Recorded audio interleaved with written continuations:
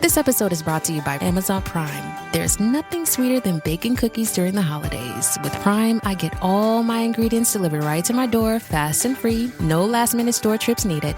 And of course, I blast my favorite holiday playlist on Amazon Music. It's the ultimate soundtrack for creating unforgettable memories. From streaming to shopping, it's on Prime. Visit Amazon.com/Prime to get more out of whatever you're into. This episode is brought to you by AWS. Amazon Q Business is the generative AI assistant that can securely understand your business data, summarize results, and streamline tasks. Learn what Amazon Q Business can do for you at AWS.com/learn more. Our spin studio is truly one of a kind in this area, complete with 20 state-of-the-art live fitness bikes and an incredible sound system. Our strength training is done in small groups of 6 or fewer, and all of our strength and spin classes are scalable for every level of experience. Come see us in the heart of Clarksville, just behind MAPCO at the corner of Old Trenton Road and Wilma Rudolph Boulevard. Call us for more info at 931-542-6265 or download our Trifecta Fitness app for a full list of upcoming classes.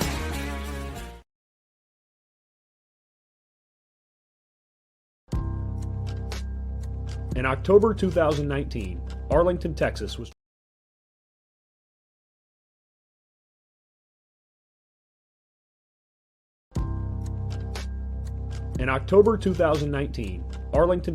chosen to be the home of a new national museum, unlike any other.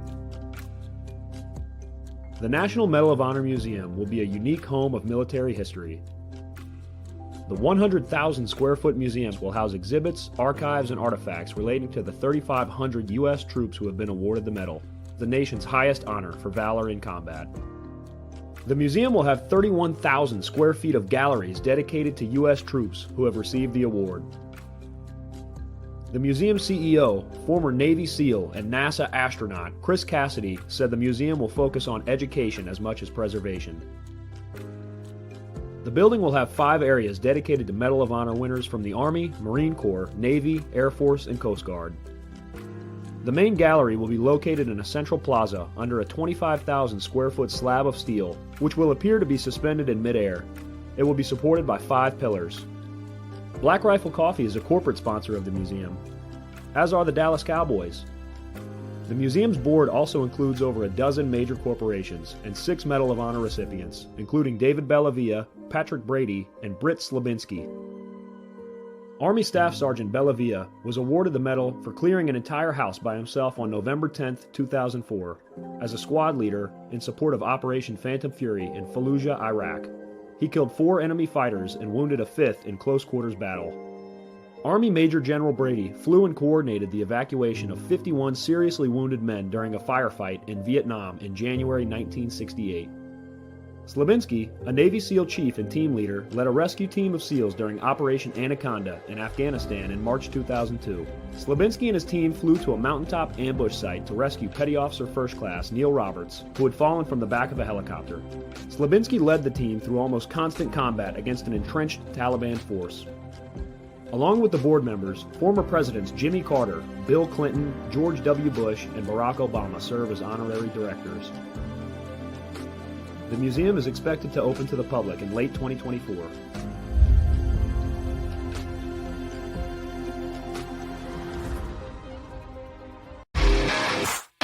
All right. Welcome back. MisFitNation. MisFitNation. The MisFitNation Show.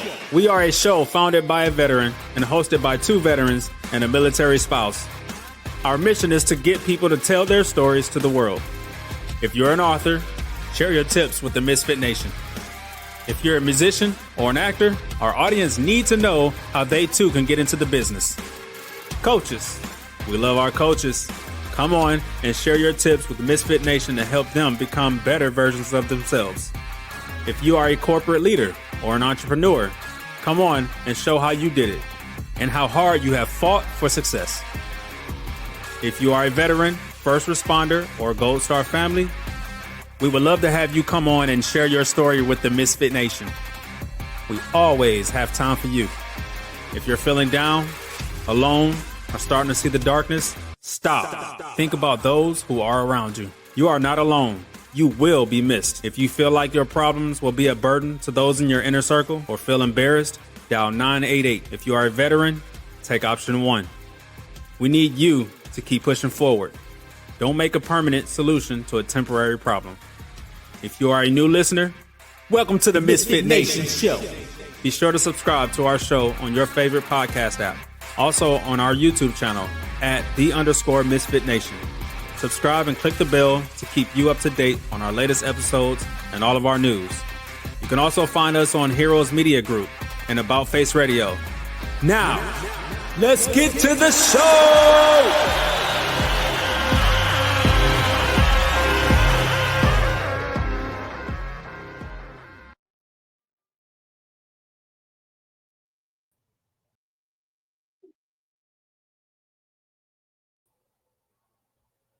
Good evening, MisFit Nation. Good evening, Stephen.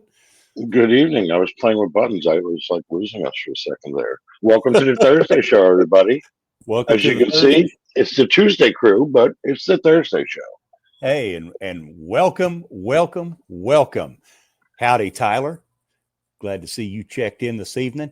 Hey, Stephen, how's your week been, sir. man? Since I saw you on Tuesday.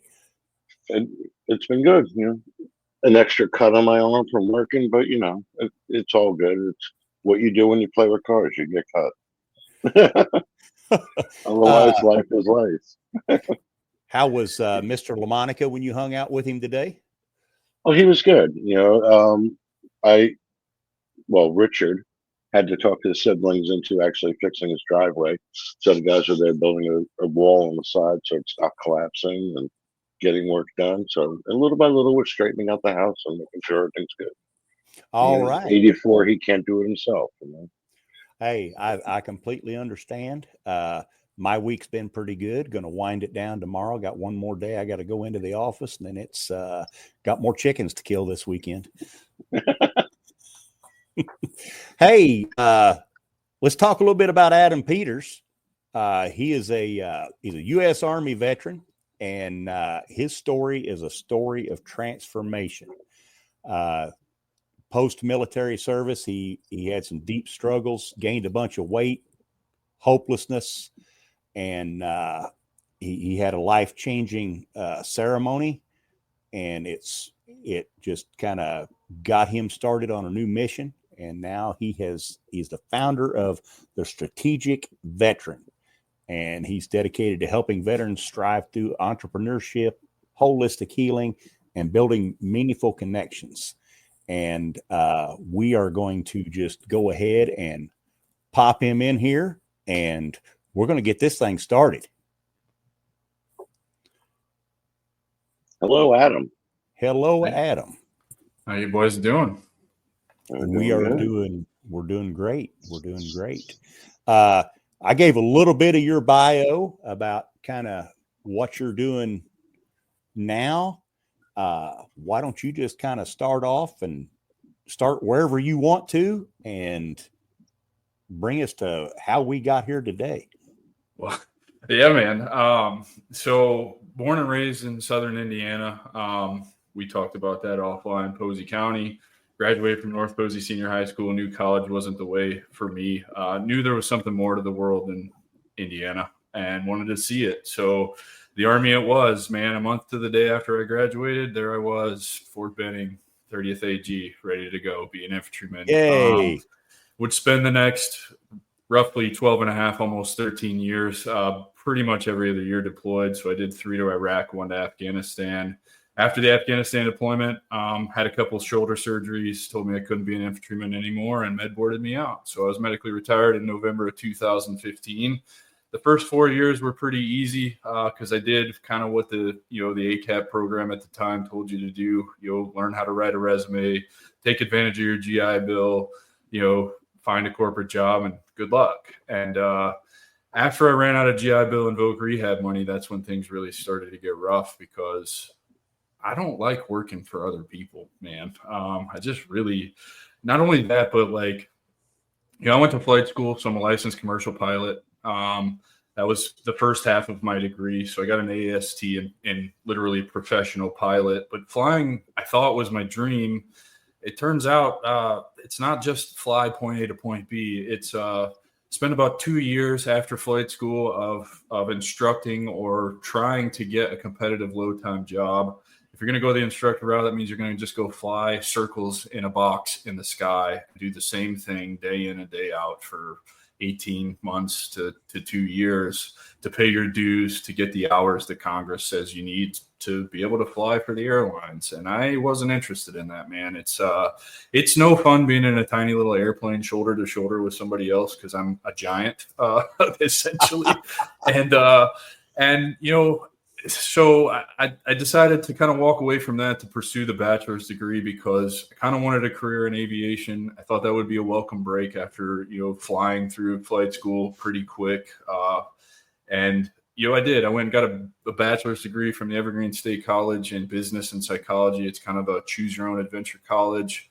And then it was time to find work, man. And so through the bachelor's degree, I had managed a gun store. I'd worked in a vape shop, retail sales, that kind of stuff. When I took over management of the gun store, I quickly had a knack for, all of it, the business side of it. Also was there during COVID, so made him a lot of money. But really what made me jaded was doing such a good job that he stopped showing up. So I was there 7 days a week running somebody else's business, making somebody else money. So Voc Rehab, at the end of it, they'll give you extra money if you can show that you're trying to find a job or whatever. So, the only stipulations to that is you can't turn down interviews. If they find out you turn down interviews, they cut the money off. So I got a couple of interviews, and I chose to get into the insurance industry. Hindsight's 2020. That's a shitty industry to be in, man.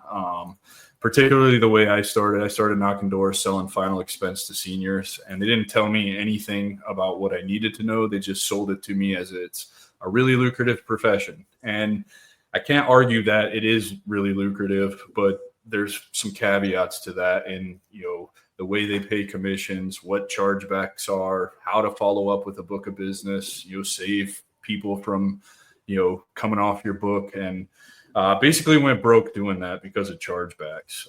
Essentially, in that industry, you get 9 months advance on commissions, but if they cancel the policy in the first month, you owe 8 months of that commission back. And so it's essentially like, I would equate it to, if you really want to run it the right way, for 9 months, you're not spending any money at all, period. Like, it's fake money. It doesn't exist. It's not yours until that policy stays in effect. And here's what I learned, selling final expense insurance to the poorest 1/3 of Americans is never going to stay on the books ever. It's just not. They can't afford to live. And I'm talking about kind of where you guys live, rural Tennessee, rural Georgia, rural North Florida, like really, really hard up folks who have no financial literacy whatsoever. I'll never forget rolling up to this one lead's house. There's an Aston Martin in the driveway, but there's a tree growing out of their roof. Like how is that good business? So I left that and went and did some more stuff in the insurance industry, and just really generally hated it. After that, I told my wife, look, you gave me the time I asked you for after we moved across the country to do this. I clearly failed and gone broke. We can move to wherever you want. Came back to Florida, got back in flight school to finish up to become an instructor, so I could just, do that in a profession. And it's not a bad profession. It pays really well. And part of what really kind of sent me further down the dark rabbit hole was I was a week away from taking the instructor check ride. And there's a form you have to fill out that tracks all of your hours that you submit to the FAA before a check ride called an 8710. Well, my logbook had gotten stolen by a tweaker out of my house when I lived in Washington before we left. And that's the only place you can really get those numbers unless the FAA happens to publish your old 8710 from your last check ride on the website. Well, they did not do that for me. So long story short, I had to write them a letter, send them a $2 check, and wait 6 months for them to send me the numbers that I needed. And that was kind of it for me, man. I really kind of just checked out, spent a lot of time wondering what I'm doing here, what my purpose is, why I'm still alive, like just all the thoughts, right? And was working a job, probably the best job I've ever had, actually, in the sod farms down here. Just show up, get an assignment, go mow sod from 7:30 in the morning till 5:30 in the afternoon for $1,000 a week. Nobody, no responsibility, nobody looking over your shoulder. Just do the job, listen to podcasts and books, whatever you want to listen to, and just show up and do the thing. And sit on a lawnmower and run a racetrack.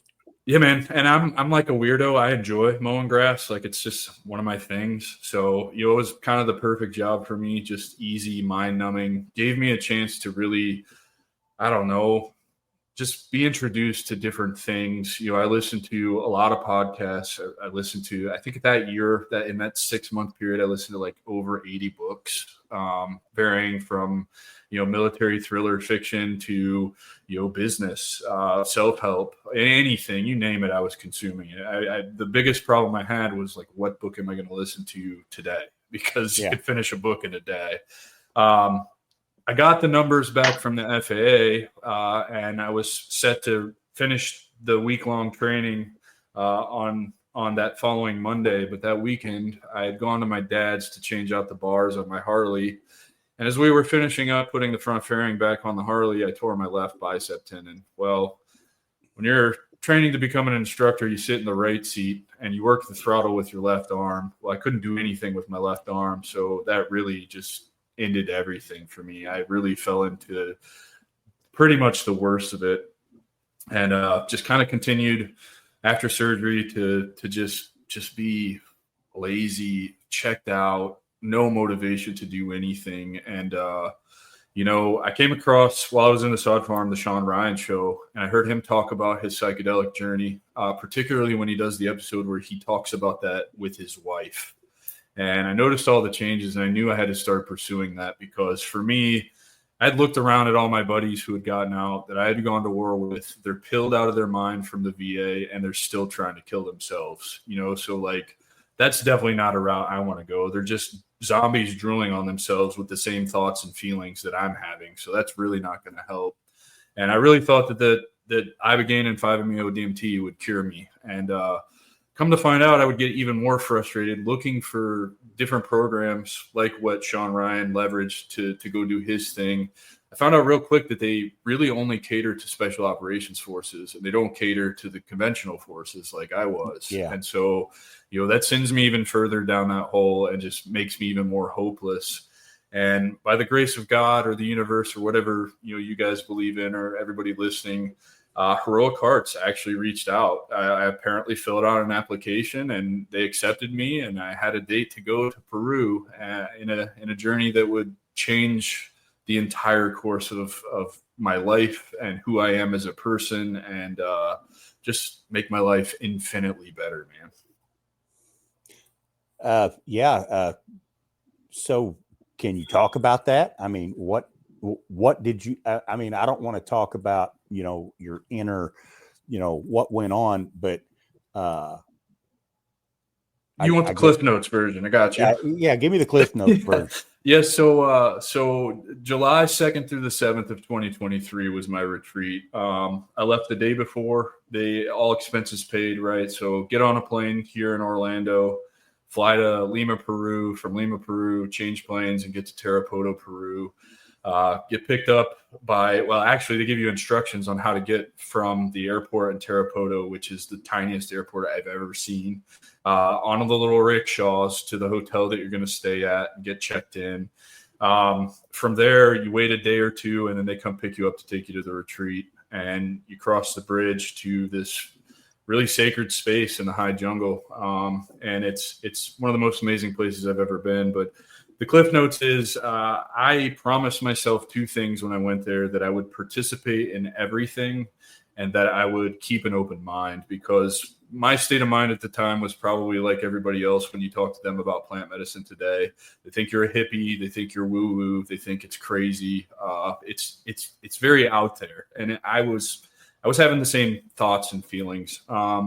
So by participating in everything, there's either 4 or 6, I can't remember, weeks of integration that you do with a one-on-one coach, and then group coaching, I think, was twice a week before the retreat via Zoom. And then you do that post also for 4 or 6 weeks. And it's really great, man. You talk about a lot of different things, really kind of unrelated to plant medicine, but all these different healing modalities like breath work, gratitude practices, abundance mindset, mindfulness, meditation, yoga. You learn how to implement all of these into your life.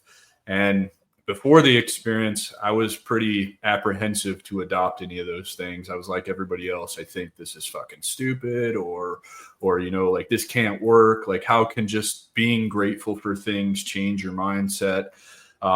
Then you go to the retreat and they reinforce that stuff, and then you take the medicine. And I'll just say the medicine did a few things for me. It taught me that there is a higher power without question. It taught me that everything is connected. It taught me about balance between light and dark, and I was consumed by darkness. And it taught me how to love and respect myself. And that was key. It taught me in loving and respecting myself that I'm way more capable than anybody in my life or society has ever given me credit for or led me to believe. So that's kind of it in a nutshell, man. I mean, there's a lot of other stuff we could go into. Like, I thought I was going to have to deal with traumas of war. And what I really had to deal with was kind of some childhood trauma and some stuff from my upbringing that obviously affected me, but I didn't know that it affected me or was causing the behaviors and the anger issues and all of that. And there's so many other things, man. I have an entire journal from that week that I revisit pretty frequently as I learn some new lessons and unpack some new stuff from that experience. That sounds like quite a journey. And,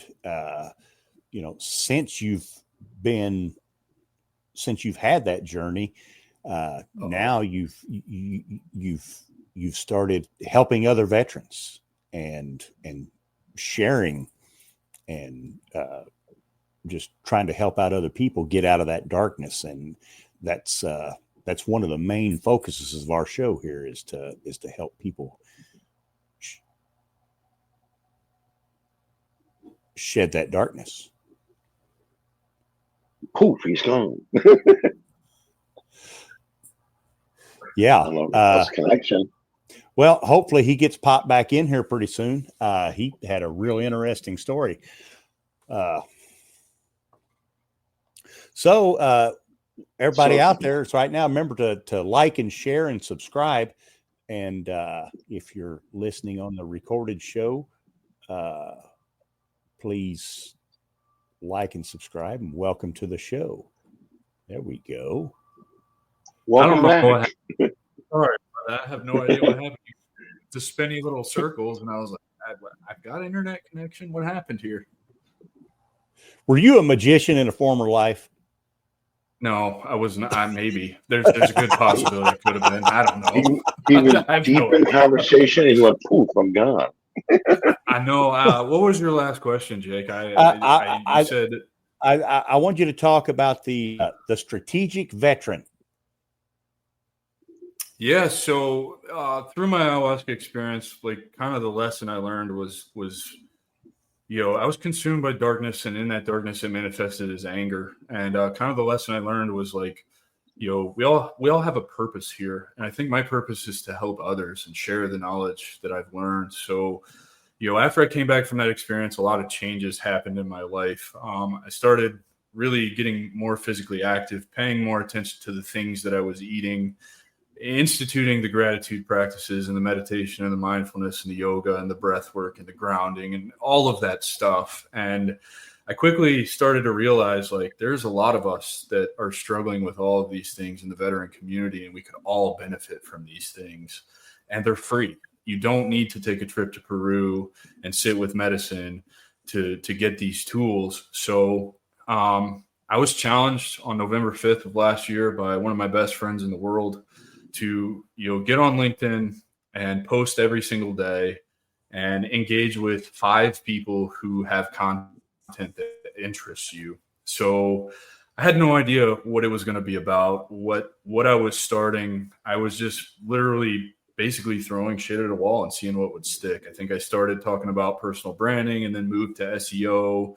And then quickly through all of that, I would attract attention from people who would DM me, say, hey, let's book a meeting. I think you're a cool guy. I want to talk to you.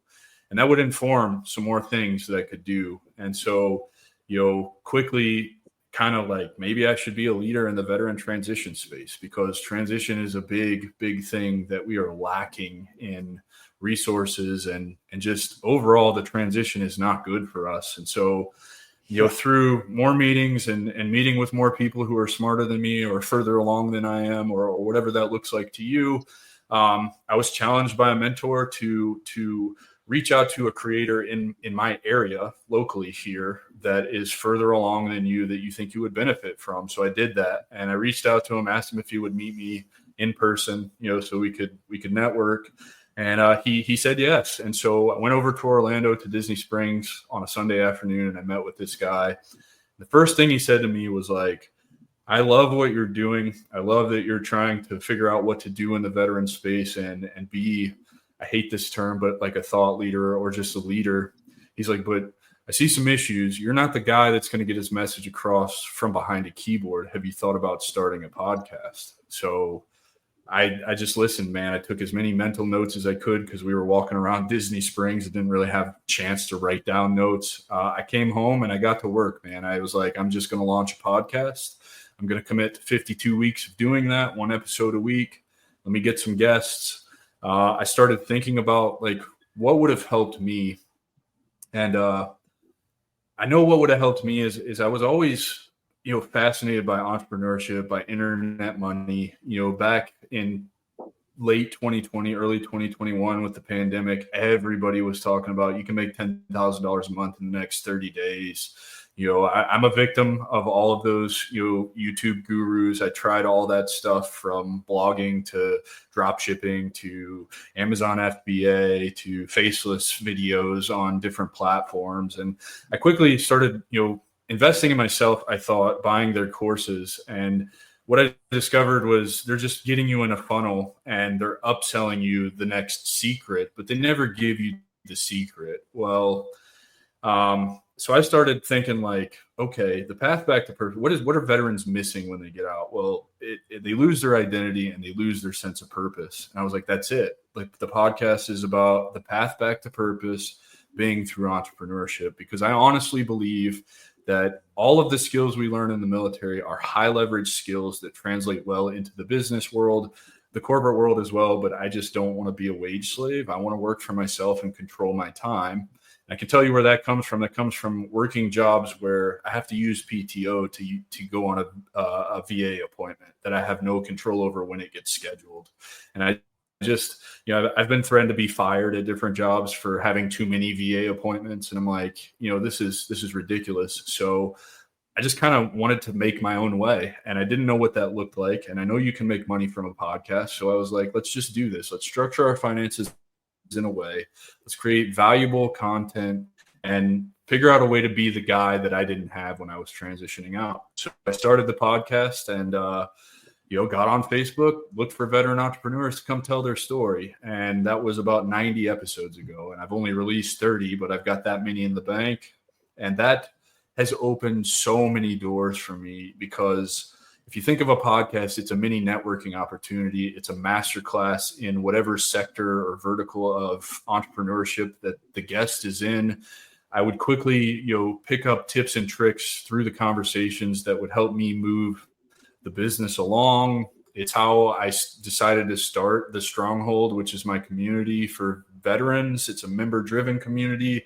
It's the antithesis of Facebook groups, which I think are toxic cesspools on the internet that perpetuate the suicide epidemic. And generally, I just wanted to help our brothers and sisters find a way to live a better life through all of those healing modalities that I learned from my trip to Peru, and just stop killing themselves. So that's really, it's just a personal brand. I don't claim to be a strategic veteran. In fact, one of my audience members, my followers, was the one that came up with the name, said it was really cool, and I just kind of ran with it. So, Ryan, the name of the podcast is the Strategic Veteran Podcast. That's it. And we're part of Heroes Media Group too, so you can find us over there with Adam Bird, and I know you guys are part of that. And yeah, man, I think long-term plans for the strategic veteran is I would really like to figure out how to make a transition program that is an option for veterans getting out. Maybe even a year before they get out, they can come through a program that will, teach them all of the different tips and tricks for, really taking your high. So what I really believe is that as veterans, to heal when we get out, we have to shed the fixed mindset that the military keeps us in and adopt a growth mindset. And we have to do that by figuring out who we are as individuals without the military. And the way you do that is you sit down and you examine what are your core beliefs, your core values, and your passions. And I genuinely believe anybody can build a business around those things, whether that's a product-based business, a service-based business, an education business, a podcast, a community. I mean, the opportunities are endless. I just had a guy that reached out to me last week. We're working together now. He just wants to ride mountain bikes and create content. And I was like, dude, that's extremely possible. I see 1,000,001 ways you could make money off of that, and so he's in a place where he's going to go all in on it. And I just want to be that for others. Like, you don't have to pigeonhole yourself into a corporate career and be miserable because it doesn't align with who you are as a person, because you don't know who you are as a person because you've never taken the time to figure that out for yourself. Well, see, I find it funny. We're doing this, Jake and I, since maybe March, and I'm getting more comfortable doing these podcasts because my brother did it for years, and we were in the chat room. He's like, "Hey, why don't you do Tuesdays?" And we started doing it. I find it harder to do this. I work retail. I've been working retail for over 35 years. I talk to people all day. This is harder than being face to face with somebody. I'm in front of a computer. I can blank you out. I can mute you. I can do whatever the hell I want. I work face to face, and this is harder than working face to face with people. And as for content creators, they go on TikTok and all that. I don't know how they do that every day, all day long. Walk around with a camera and the phone and just talk and walk and do things. And like, it is so hard getting used to doing this. Yeah, it's just reps, Steven. It's just reps, man. Yeah. I actually saw a really good video about that yesterday. A kid asked this giant content creator, like, I'm afraid to make videos. And he was like, just pull out your phone and start recording. It doesn't mean you have to post it. It's reps. That's how you get better at things. So over like 90 of these things, I was just like you. I was like, I'm not the person to be doing this, nervous. I told you about, hitting the weed pen a little bit, just not crazy before the first few episodes, just to calm the nerves and quickly realize like we can't go that route. And now it's like, I enjoy doing these things. I have so much fun doing these, whether it's my show or coming on you guys' show or any other show. It's just fun to have conversations with people, conversations with strangers largely. That's how I operate my podcast. I send an invite. We don't even do a meeting before sometimes. And it's just really cool to build those connections. And man, I've made a ton of great connections and built a ton of cool relationships doing this. And, it's really cool when you start, seeing the fruits of your labor. I got a website submission on one of my forums on my website today of a guy who saw another podcast I was on, and he saw the YouTube short last night, and he's going through it right now. He's having a really rough time, and he sent me a whole message saying, I'm trying to figure out what the fuck to say to you all day. I'm so stuck. Like, everything that you say, I wish that I could figure out how to implement it in my life. And it's just like a simple response, like, here's my phone number, dude, call me. Let's work through this, because I largely think what he needs is just somebody to talk to who's been where he's been, and I think the whole idea behind the strategic veteran is, we're all afraid that we're the only ones going through whatever we're going through at the time. And I think everybody's transition journey may look a little different, but by and large, we all feel the same feelings and experience, the same kind of hangups. And we're not alone in that. And we're afraid to ask for help because, the military is not really friendly to people who ask for help, right? Like, my whole career, I'd watch guys' careers get ended for going to mental health. Like, you just bottle that shit up and you don't talk about it because you'll lose your career. And I'm here to tell you it's the exact opposite. I think the strongest thing you can do as a human being is admit that you need help and then seek out the help. I would like to caveat that. I was in country. I had some personal issues while I was deployed once, got home to a total shit show, and talked to my sergeant major and said, get me on the first thing smoking back. And I was back in the States less than about a month and a half. And I went back, and about midway through that tour, I started burning out, and I went down to, one day I walked into mental health, and I told the NCOIC there, I said, hey, I need to talk to somebody. And they immediately thought that I was, going to put a gun to my head. I wasn't at that point yet, but I was in that place where I tell people I wasn't suicidal, I was homicidal. And and I went back to the unit in our morning meeting the next morning. I said, look, people, if you're having trouble, I said, go down, and just talking to somebody who is not connected with this unit, connected with the job, whatever, go talk to them, vent, yell, scream, do whatever.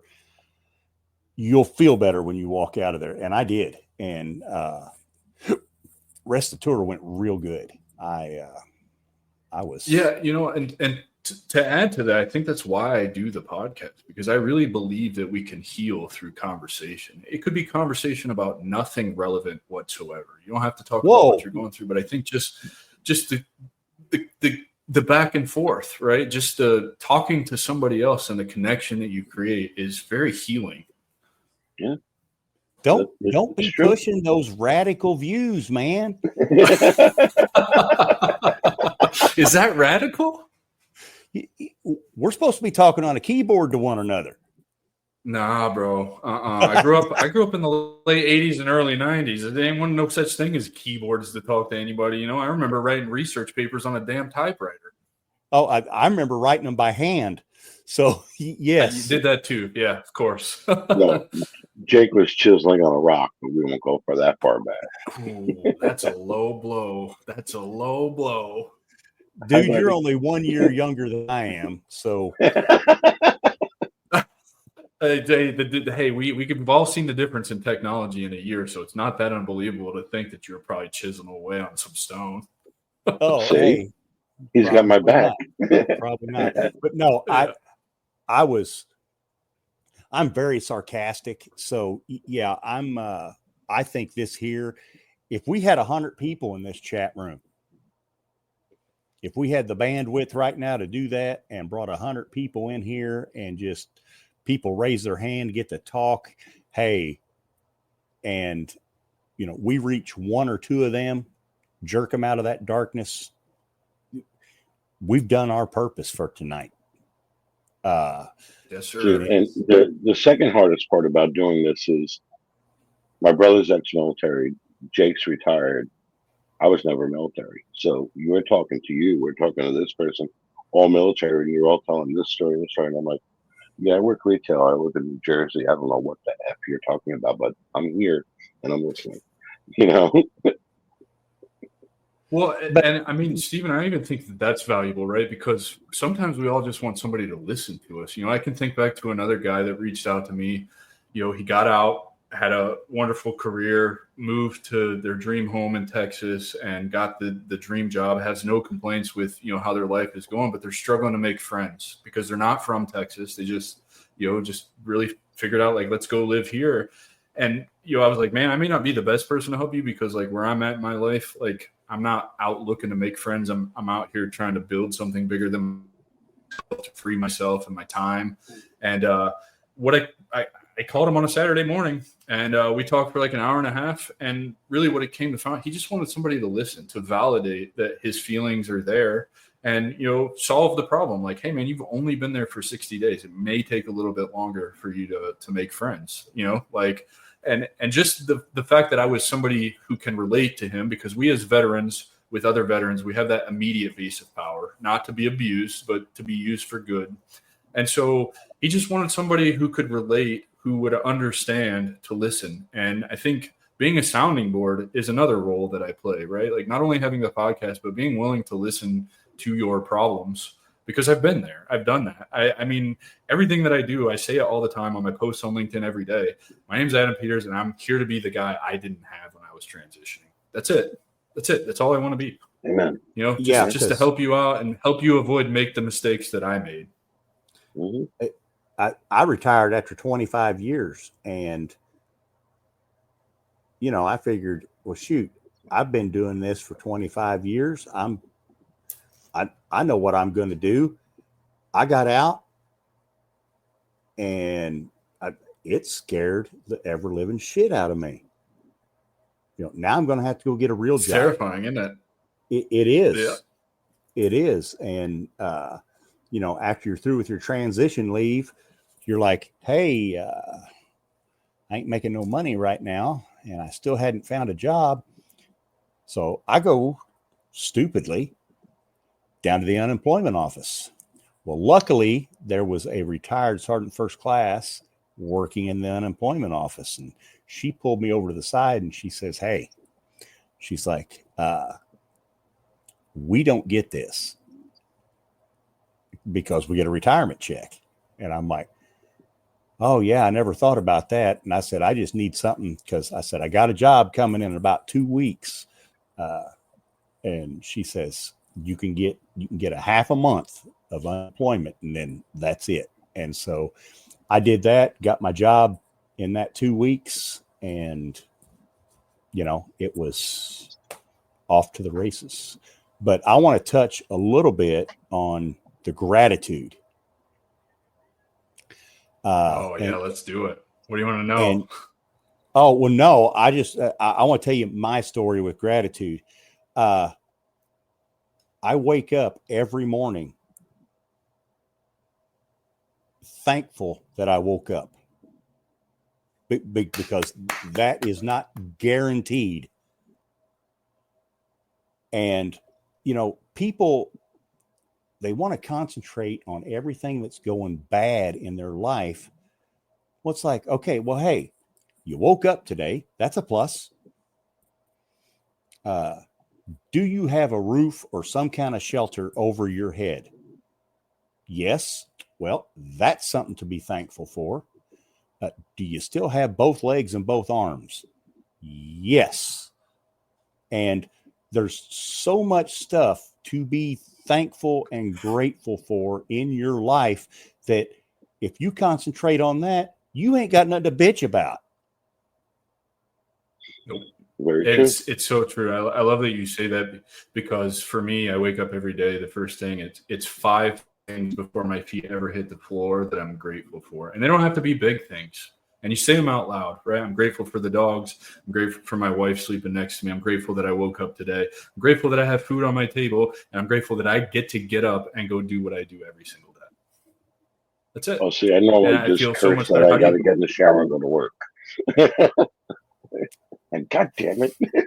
And another thing, and Rich is actually listening, so he will is show empathy for people. Oh, man, so important. Yes. Yes. You know, I was extremely guilty of not having any empathy. I used to run around, you know, having 4 deployments, right, and spending almost 5 total years in a combat zone over those 4 deployments. I used to walk around and like, you had a hard day? You have no idea what a hard day is. Zero empathy whatsoever. And it's the complete 180 now. I realized that everybody's trauma is their own, and they're all on their own journey. So you just have to meet them where they're at and try to understand. You may not feel the way that they feel, but you can at least try to relate to what they're going through, because you've had moments in your life where you felt exactly how they feel and why they're acting the way that they're acting. You've acted that way as well. So I really do think that, you know, empathy goes so far, man. It really does. But there's also, you got to be careful, because you can over empathize and take that on and really do some damage to yourself. Yes, that can become that can become a weight up on you.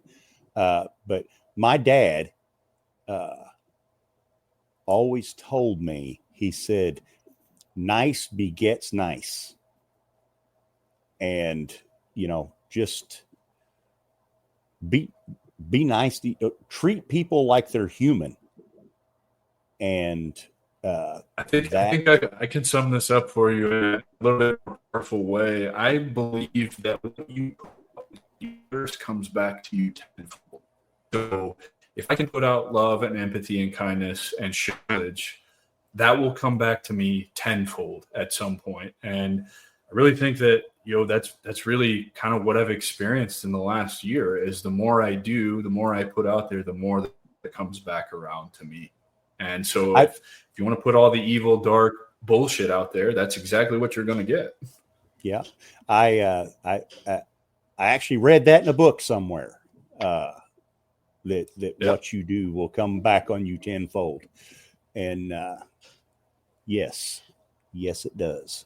So if I want to get in contact with you, what's all the different ways I can contact you? Well, you can go to my website, thestrategicveteran.com. It'll tell you everything I have going on, links to the newsletter, the podcast. There's a form there. You can contact me. And I do everything pretty much on LinkedIn, so you can DM me on LinkedIn. You can't miss me. I got 2 little salute emojis next to my name, thanks to whoever one of my followers was that suggested I do that. And I still answer all of my comments and DMs, so I don't have a virtual assistant, and AI doesn't control that stuff for me. So you will actually get me. Just be patient as I get more busy. I fall behind a little bit. So, but I promise you I'll answer you. I really do enjoy filling my calendar and just talking to people, networking with people, and building relationships. Are you on Facebook or any other social media like that? I do, yeah. I've got Instagram and I've got Facebook, but I don't do anything over there. I'm not huge. I'm still like kind of trying to get on my own way on the social media thing, right? Like exist more place face out there, but also social media is a big time suck. So not only are you creating content for one platform, then you got to change the format for another platform because it doesn't like the way that this other platform does it. And I don't know. I'll get there eventually. Maybe when I've got money to pay somebody to repurpose my content. But the best way is definitely, I think I check Instagram like maybe twice a week and Facebook, I don't know, maybe once a week. I created my own community to compete with Facebook groups because I think they're toxic places. I had a meeting with a woman today. She's really great, but she has like 15K in her Facebook group, but she has to have 15 moderators because of all the crap that goes on in there. And I was like, I don't feel like dealing with that at all. Like that just doesn't sound fun to me. So yeah, you can find me. I think my Facebook is The Strategic Veteran. There is a business page. And then my Instagram is probably Pete0585. I think you can find me there. And then I have the YouTube as well. This is actually live on YouTube right now. So you can find it on the Strategic Veteran YouTube page as well. Yeah. Well, hey, if you don't mind a shameless pitch here, we invite all your YouTube followers to pop on over and check us out. Yeah. Hey, all 63 of you guys, get over here and follow the MisFitNation podcast. See that? What 3 things for you every day are non-negotiable? What is something that you have to do every day? Every day, some form of hard physical activity, fasting, and expressing gratitude, man. Those are the 3 non-negotiables for me, period, bar none, end of story. You mentioned it earlier. After the ayahuasca trip, I lost 100 pounds. And I did that largely through intermittent fasting and walking, believe it or not. So usually my day will start with a 4-mile walk with my dogs at a pretty quick pace. And then I told you how I wake up every morning. I try to express gratitude for 5 things out loud. I'm not perfect. It doesn't happen every single morning, but at some point in the day, I will express gratitude, whether that's for coming on this show. I'm grateful for that. Or if you get an email from me, you'll see my email signature is signed with gratitude. Because I'm truly grateful to be doing what I'm doing and just enjoying my life. And I think everybody that comes into my life, whether it's for a 30-minute meeting or, to build a relationship that we can leverage in the future, I need to be grateful for that because we don't get anywhere alone. And then fasting, man, I don't have a great relationship with food. Part of my childhood trauma is food trauma. So I'm taking steps to redefine my relationship with food, but I latched onto the fasting thing, man. I really believe in the power of fasting. And so I have to fast. I fast for a minimum of 16 hours every single day. Largely, it's usually closer to 20, and that's 7 days a week. We're well over a year of that now. And it's been amazing, man. And so if I don't walk, I'll also go lift weights. Finally kind of over the hump of back surgery from January. So getting back into lifting weights and doing something hard every single day, man. All right. Well, great. that sounds like an awesome regimen that you do there. You're offering a great service. You're doing great things. I hope that, well, I got a nephew out there listening tonight who he's been out of the Army a little while, but I still consider him in that transition period. He's got him a good job now. He works for range control at Yakima. So you probably know where that's at, don't you? Yeah, I sure do. Yakistan, man. Ugh. I mean, good for him. He's got a range control job out there, but I just don't want to be cruising around the high desert like that. That's just not for me. I understand. Adam, thank you so much for being on here with us tonight. And MisFitNation, we thank you for being on here and joining us tonight. And I can't wait to see y'all again. Yeah, man. Thank you guys so much for having me on. I'm super grateful to be here. And I really love what you guys are doing and just am grateful for the opportunity to give back, man.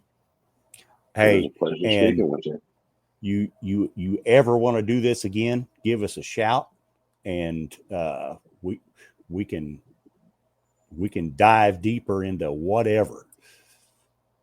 Let's do it, man. I'm always game. Like I said, this is fun for me. This is a blast. I enjoy doing this. So whenever, let me know. All right, we will. And matter of fact, my nephew just posted up that he'll be following you, and thanks for all the information. Well, I appreciate that, Ryan, man. And if you ever need anything from me, man, seriously, reach out, LinkedIn, or go to the website, fill out the form, whatever, dude, just reach out. Please, anybody that's listening, like, I really am approachable. I really do answer all of my DMs. I really do give away everything that I'm doing for free, largely. I just want to help you guys avoid the same mistakes that I made. Awesome. Well, hey, we're going to cut on out of here. MisFitNation, thank you. We love you, and we're glad that you joined us tonight. Adam, best of luck to you, and you have a great evening. It should be about 8:00. Thank you, guys. You're very welcome. No, I'm on the East Coast. Yes. Oh, okay. Yep, 8:52. You got that. Have a good night, everybody. See y'all.